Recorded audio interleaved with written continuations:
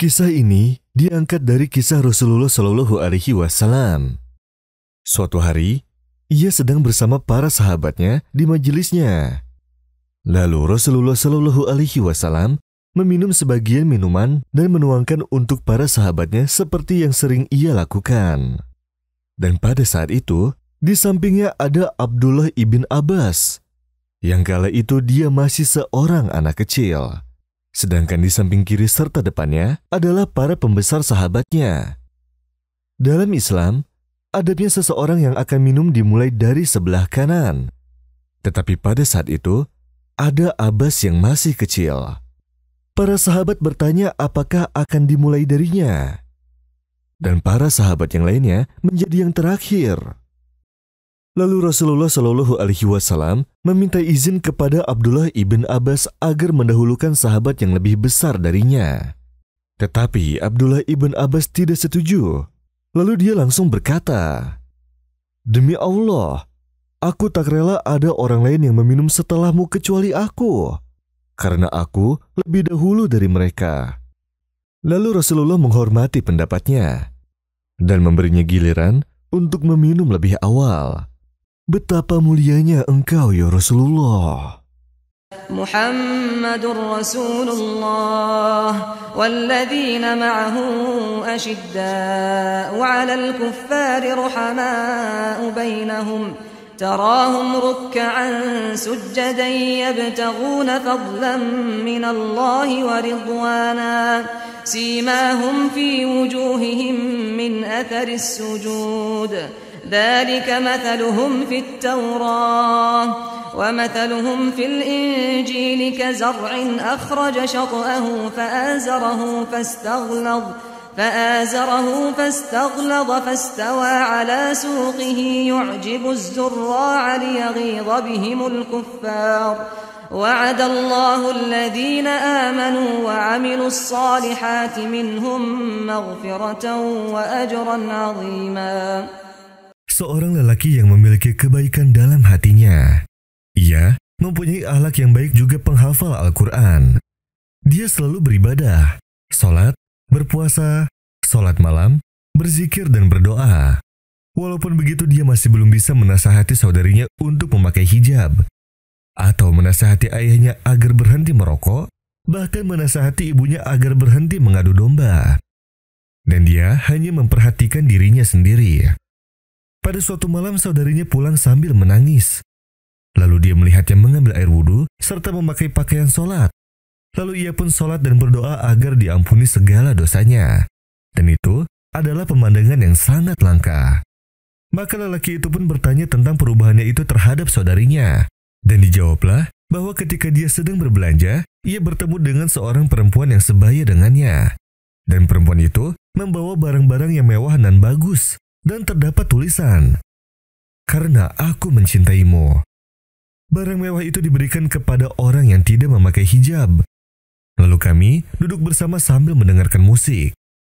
Dan ketika itu aku diberikan sebuah amplop yang berisi pesan menyentuh, yang mana bahwa selama ini aku lalai terhadap hak Sang Pencipta dan hak manusia. Dan aku pun langsung pulang untuk bertaubat. Betapa bahagia pemuda itu karena perubahan saudarinya. Akan tetapi, dia juga merasa sedih karena ia sendiri belum bisa mengajak orang lain untuk berbuat baik atau bertakwa kepada Allah.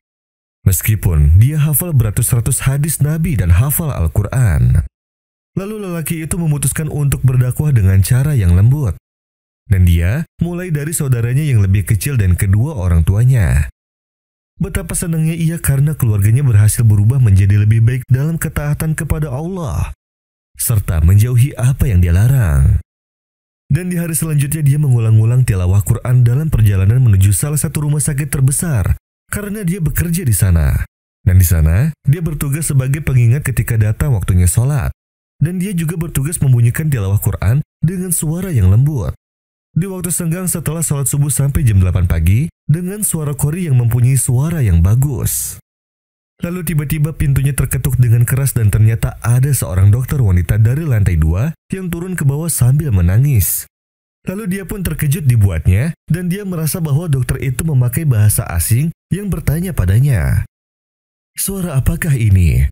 Lalu dijawablah oleh lelaki tersebut, "Ini adalah Al-Quran." Dokter wanita itu bertanya lagi, "Apa itu Al-Quran?" "Al-Quran adalah kalamullah. Kami sebagai muslim wajib faham serta mempercayainya dan mengimaninya," jawab lelaki tersebut. Dokter wanita itu pun bertanya lagi, "Apa itu Islam?"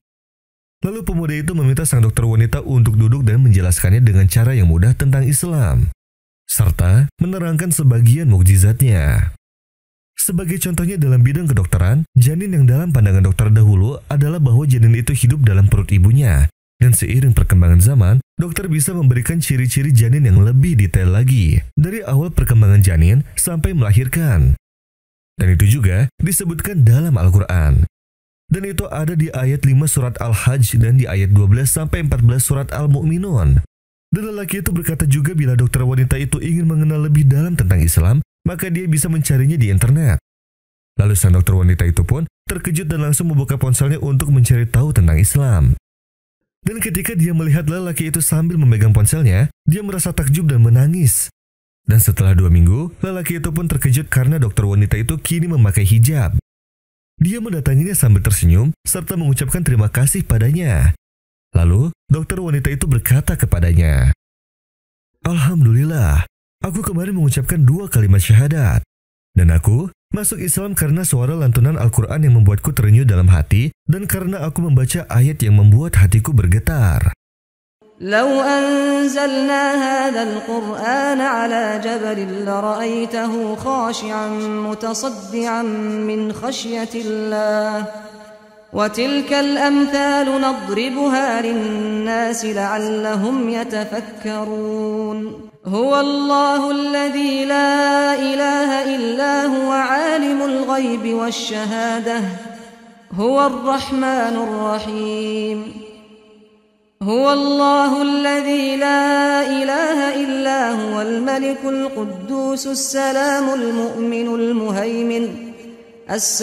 المؤمن المهيمن العزيز الجبار المتكبر سبحان الله عما يشركون هو الله الخالق البارئ المصور له الأسماء الحسنى يسبح له ما في السماوات والأرض وهو العزيز الحكيم. Fasubhanallahul Khalikil Azim yang telah menurunkan mukjizat. Lalu lelaki itu pun merasa sangat bahagia. Dan dia akan selalu berdakwah dengan bagaimanapun caranya, serta berpegang teguh dengan hadis Nabi. Sungguh, seandainya Allah memberi hidayah kepada seseorang lewat perantara kamu, hal itu lebih baik buatmu daripada unta merah, yaitu harta yang paling baik. Seorang perempuan muslimah pergi keluar untuk mengunjungi salah satu temannya yang non-muslimah untuk mengenalkan Islam seperti apa yang dia minta. Sampai perbincangan mereka memasuki tengah malam. Hingga tidak terasa waktu sudah menunjukkan pukul tengah malam. Dan sekarang, dia harus telat untuk pulang ke rumah. Apalagi jarak dari tempat tersebut cukup jauh dari rumahnya. Temannya yang non-muslimah menyarankannya agar ia pulang dengan menaiki bus. Padahal, bila ia menaiki kereta, maka waktu yang ditempuh bisa lebih cepat. Karena di kota London, banyak kasus kejahatan dan kekerasan serta kasus pembantaian. Apalagi di waktu-waktu malam seperti ini, terutama di stasiun kereta. Lalu perempuan muslimah itu meyakinkan dirinya bahwa tidak akan ada bahaya yang menghampirinya. Dan dia memilih untuk menempuh jalur kereta agar ia sampai rumah dengan cepat. Dia tidak memperhatikan keselamatannya karena ia ingin cepat sampai di rumah. Dia pun berkata dalam hatinya bahwa ia akan berzikir kepada Allah agar diberikan penjagaan darinya, sebagaimana dengan firman-Nya. Dan tidak ada bahaya yang akan menimpaku karena berzikir kepada Allah yang sebaik-baik penjagaan. Dan ketika perempuan itu turun dari stasiun kereta, lalu dia memperhatikan sekitarnya dengan apa yang sudah didengar dari temannya perihal tindak kekerasan di stasiun kereta pada pukul tengah malam. Lalu perempuan itu terus membaca Al-Quran serta membaca hadis juga doa yang sudah dihafalkan. Dan ketika ia berada di tempat ruang tunggu, di sana tidak ada siapa-siapa kecuali hanya seorang pria. Perempuan itu merasa takut karena ia sendirian. Hingga dia merasa cukup berani dengan apa yang sudah dibaca dari Al-Quran yang dia hafalkan, Ia pun beranjak meninggalkannya hingga akhirnya kereta tiba dan berangkat sehingga wanita itu sampai di rumah dengan selamat. Dan di hari kemudian, dia dikejutkan dengan sebuah kabar peristiwa. Dia membaca koran peristiwa tentang kekerasan seorang pria terhadap seorang perempuan di stasiun yang sama, yang mana kejadian tersebut hanya berjarak 5 menit setelah dia pergi pada malam itu. Lalu pembunuhnya pun sudah tertangkap. Perempuan itu pun pergi ke kantor polisi dan berkata bahwa dia berada di tempat kejadian perkara 5 menit sebelum kejadian tersebut. Dan dia mengenali si pembunuhnya. Perempuan itu pun ingin bertanya pada si pembunuh. Dengan keadaan yang tenang, polisi pun mengizinkannya. Dan ketika si pembunuh dihadirkan, wanita itu pun berkata kepada si pembunuh, "Apakah kamu ingat 5 menit sebelum kejadian perkara bahwa aku berada di sana?" Lalu pembunuh itu menjawab, "Ya, aku mengingatmu." Lalu perempuan itu pun berkata, "Kenapa kamu tidak membunuhku?" Lalu pembunuh itu pun menjawab, "Bagaimana bisa aku membunuhmu, sedangkan ada 2 orang yang terlihat kuat di belakangmu?" Perempuan itu pun terkejut dan dia tahu bahwa 2 laki-laki itu adalah malaikat yang menjaganya. Di tempat itu dia membaca Al-Quran yang mana ia tidak melihat kedua laki-laki tersebut, padahal pembunuh itu melihat kedua laki-laki tersebut dan perempuan itu masih dalam penjagaan dari Allah. Subhanallah, wa sadaqa Rasulul Karim, alaihi afdalus salati wassalami, sebagaimana dalam sabdanya, "Jagalah zikirmu kepada Allah, maka Allah akan menjagamu."